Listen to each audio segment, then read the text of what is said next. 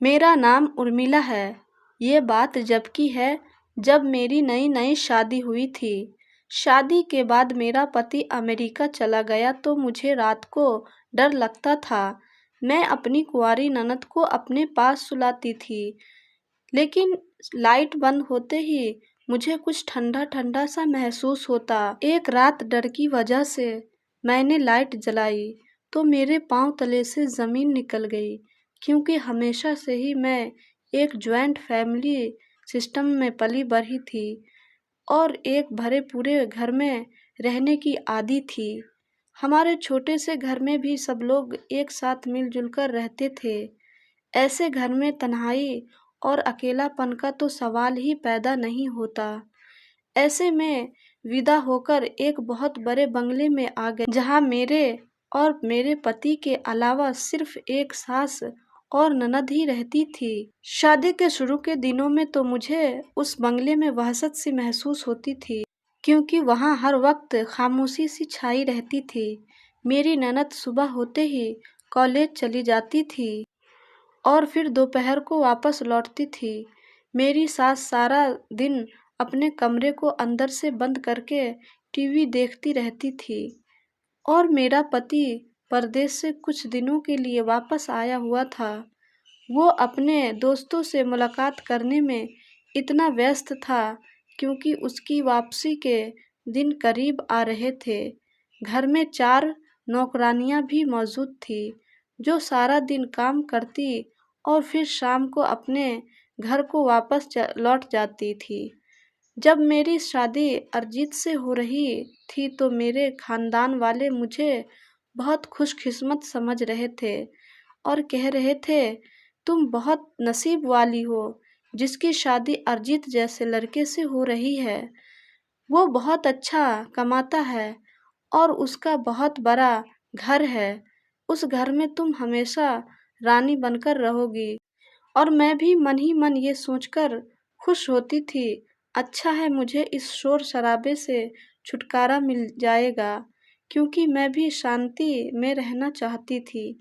Arijit America में बहुत ही बेहतरीन नौकरी करते थे और वो यहाँ कुछ दिनों की छुट्टियों पर आते थे। जब उनको मैं एक शादी में मिली थी, मुझे देखते ही उन्होंने मुझे पसंद कर लिया था और अपनी माँ से कहकर मेरे लिए मेरे घर पर रिश्ता भेज दिया था। अरिजीत के पास किसी चीज़ की कोई कमी नहीं थी। उनकी नौकरी भी बहुत अच्छी थी और खानदान भी। वो खुद भी देखने में बहुत स्मार्ट और हैंडसम थे और वो बहुत खुश मिजाज और नरम दिल के इंसान थे। इसलिए मेरे पिता ने फौरन ही रिश्ते के लिए हाँ कर दी। घर में मौजूद मेरे सारे ही कज़न मेरी खुशकिस्मती पर हैरान थे।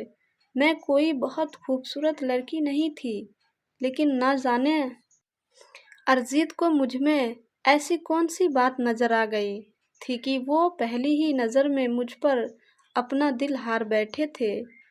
एक छोटी सी रस्म के बाद हम दोनों की शादी 1 महीने के अंदर हो गई।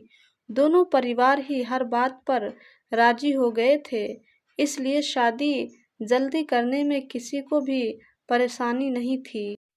वो कहते हैं ना, पैसा फेंक तमाशा देख। बिल्कुल ऐसे ही मेरे पिता ने भी पैसे के बल पर सारे इंतजाम जल्दी जल्दी कर लिए थे।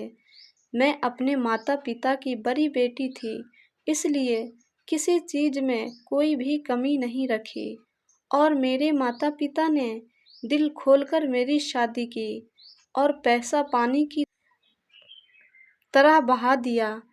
अरिजीत भी अपने माँ बाप का इकलौता बेटा था, इसलिए उन्होंने भी शादी की तैयारियों में कोई कसर नहीं छोड़ी थी और मेरे लिए एक से बढ़कर एक कपड़े और जेवर लेकर आए थे। अपनी बारात वाले दिन मैं दुल्हन बनी बहुत ही अच्छी लग रही थी। फेरों के बाद जब अरिजीत को और मुझे एक साथ बैठाया गया तो हर किसी ने ही हमारी जोड़ी की तारीफ की और कहा, चांद सूरज की जोड़ी है, और बहुत सी दुआएं भी दी। मैं विदा होकर अरिजीत के घर आ गई तो इतना बड़ा बंगला देखकर हैरान रह गई। मेरा और अरिजीत का कमरा ही मेरे आधे घर के बराबर था। कमरे को असली फूलों से सजाया गया था और कीमती फर्नीचर से उस कमरे में अलग ही रौनक आ रही थी। लेकिन इन सबसे भी कहीं ज़्यादा कीमती चीज़ जो मेरे नज़दीक बहुत ही ख़ास थी, वो अरिजीत की मोहब्बत थी। शादी की रात अरिजीत ने मुझसे अपनी मोहब्बत का बहुत ही बेचैन शब्दों में इजहार किया था। मैं हैरान रह गई थी कि वह मुझसे इस कदर मोहब्बत करता था। अरिजीत के शब्दों में मेरे लिए तो इतनी इज्जत थी, वो मेरी आने वाली ज़िंदगी का सहारा थी। शादी के बाद अरिजीत के पास 1 महीने की छुट्टियां थी और 1 हफ्ता तो उन्होंने पूरी तरह मेरे साथ ही गुजारा था। ये 1 हफ्ता किस तरह गुजर गया मुझे पता ही नहीं चला। ऐसे लग रहा था जैसे कल ही तो हमारी शादी हुई है। अरिजीत हर वक्त मुझसे अपनी मोहब्बत का इजहार करते और मेरी मोहब्बत के गुण गाते। 1 हफ्ते बाद अरिजीत कहने लगे कि वो अपने रिश्तेदारों और दोस्तों से मुझे मिलवाना चाहते हैं, क्योंकि फिर वो 2 साल के लिए अमेरिका चले जाएंगे। इस वक्त मुझे एहसास हुआ कि मैं और अरिजीत कुछ ही वक्त के लिए साथ हैं और फिर हमारे दरमियान जुदाई आने वाली है। अरिजीत के जाने का सोचकर मैं घबरा गई थी। मेरी सास और ननद ने मुझे ज़्यादा वक्त नहीं दिया था, बल्कि उन्होंने मुझे और अरिजीत को एक साथ वक्त गुजारने का मौका दिया था। ये उनकी बहुत बड़ी अच्छाई थी। जबकि उनका बेटा भी इतने साल से घर वापस आया था, उनका भी मन होता होगा उसके साथ समय बिताने का, लेकिन उन्होंने ज़्यादातर हम दोनों को ही एक दूसरे के साथ समय बिताने का मौका दिया। सारा समय अरिजीत के साथ ही होती थी, इसलिए मुझे अपनी ननद से दोस्ती करने का मौका भी नहीं मिला।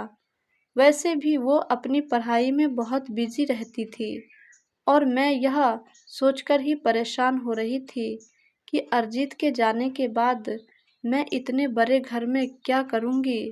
अरिजीत सुबह होते ही अपने दोस्तों के साथ निकल जाते और मैं सारा दिन बंगले में यहाँ से वहाँ फिरती रहती।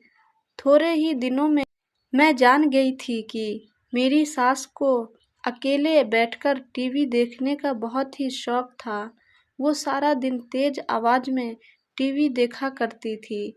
दिन बहुत ही तेजी से गुजर रहे थे और अरिजीत के वापस जाने का समय करीब आ गया था। अरिजीत के बगैर रहने का सोचकर ही मैं कांप जाती थी और अरिजीत मुझे समझा रहे थे कि वह जल्द ही मुझे भी अपने पास बुला लेंगे। मुझे अरिजीत की उस बात पर बिल्कुल यकीन नहीं आता था, क्योंकि परदेश में रहने वाले लोग अपनी पत्नियों को